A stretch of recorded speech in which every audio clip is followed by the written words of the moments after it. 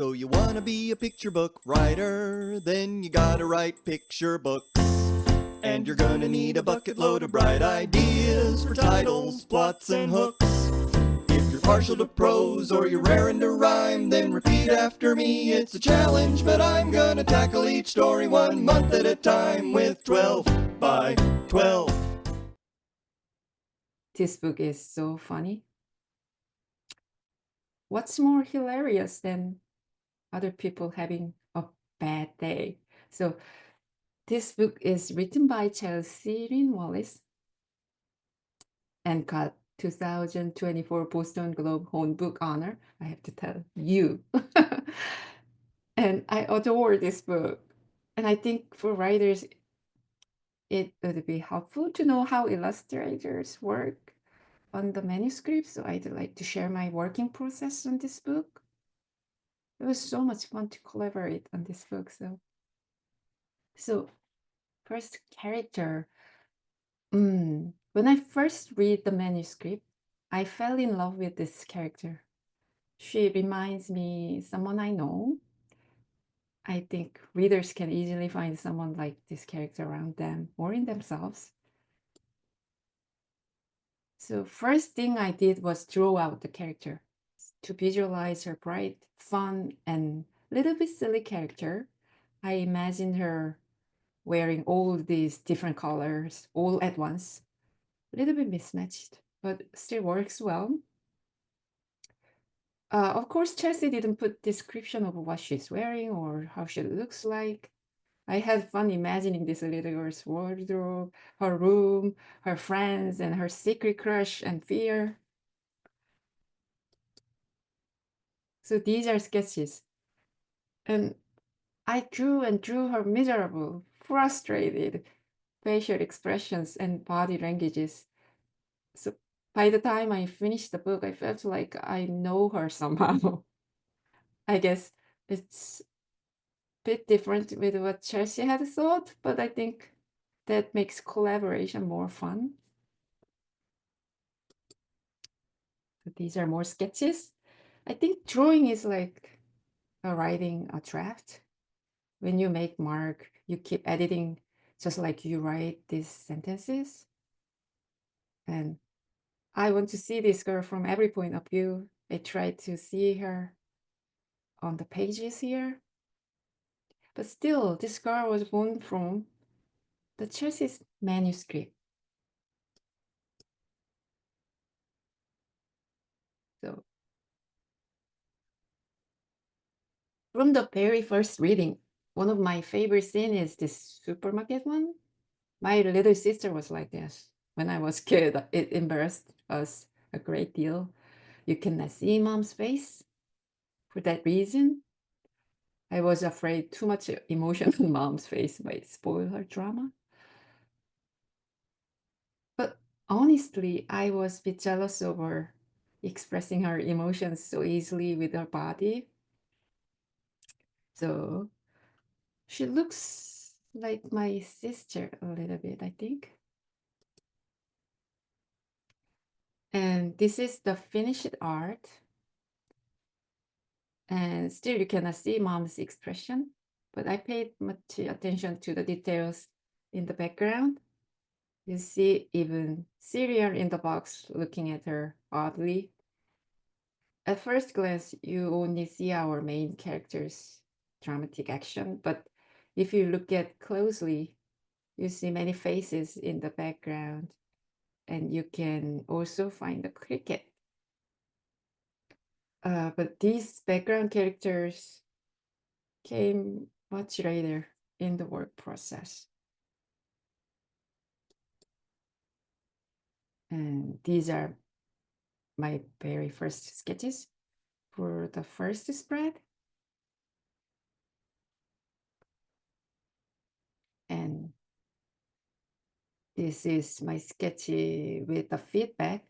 So I was looking at my old sketches while I was preparing this presentation, found this, and again, I felt very lucky to be working on this book with my brilliant art director Jay Marble and editor Taylor Norman. So here you see on the left is my first sketch. And the team commented about the side-eyeing creatures and cricket. I think they loved it and wanted to add more side-eyeing characters and crickets in every scene. That adds more drama. And kids love to look for this cricket in every pages, I think. So this is the finished art, her room opening spread. So from the very first spread, she woke up on the wrong side of the bed. It's her own misery. We readers and the stuffed animals, the sun in the picture, and the cricket don't know why she's having a bad day. It's bright new morning, sun is shining. I think only hint might be the cricket is coming from the slightly opened window. I wouldn't like the cricket in my room. So all these background character look at her from one step back, like readers. And I think that adds more stories and layers. Throughout the book, these elements kept watching her miserable day and they're having fun. I think this girl here is me saying, too bad, but lucky me, I have a pudding. So in this book, all these moments, there's cricket.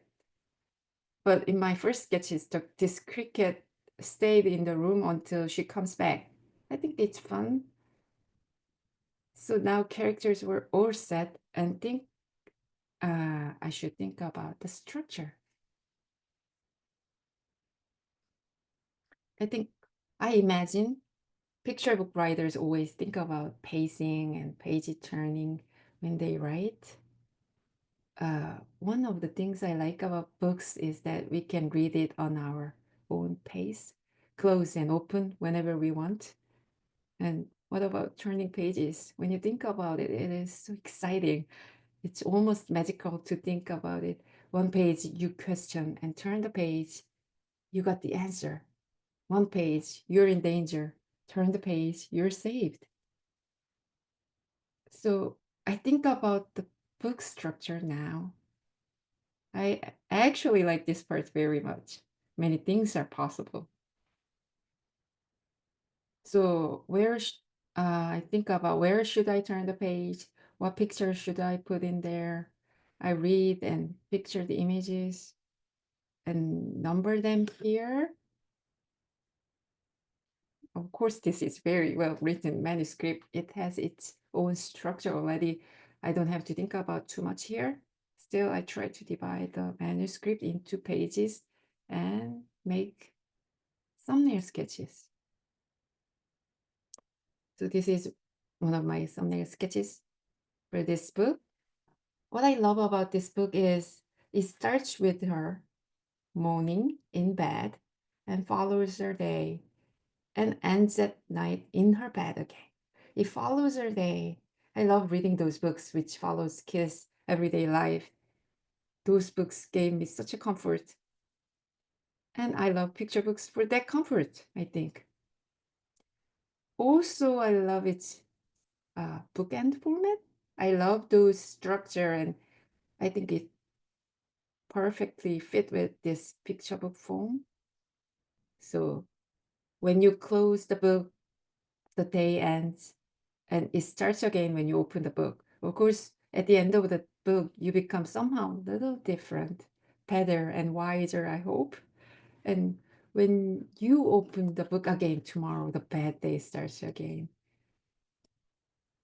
at the circular ending, and you hope for a bad day, for a better day again, like just like that movie Groundhog Day.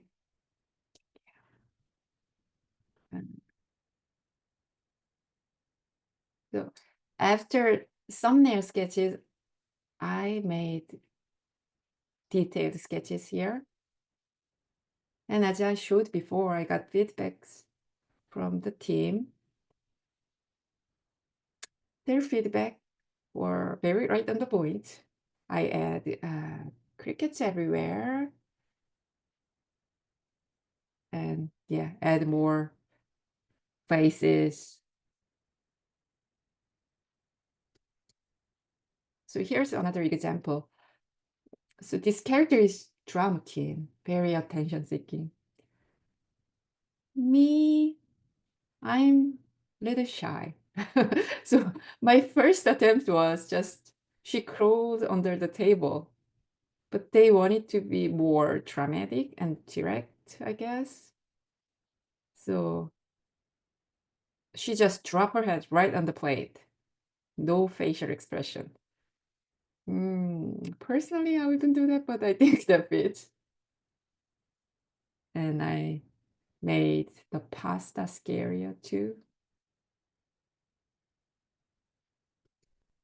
And this is a finished art. I hated cherry tomatoes. They are scary.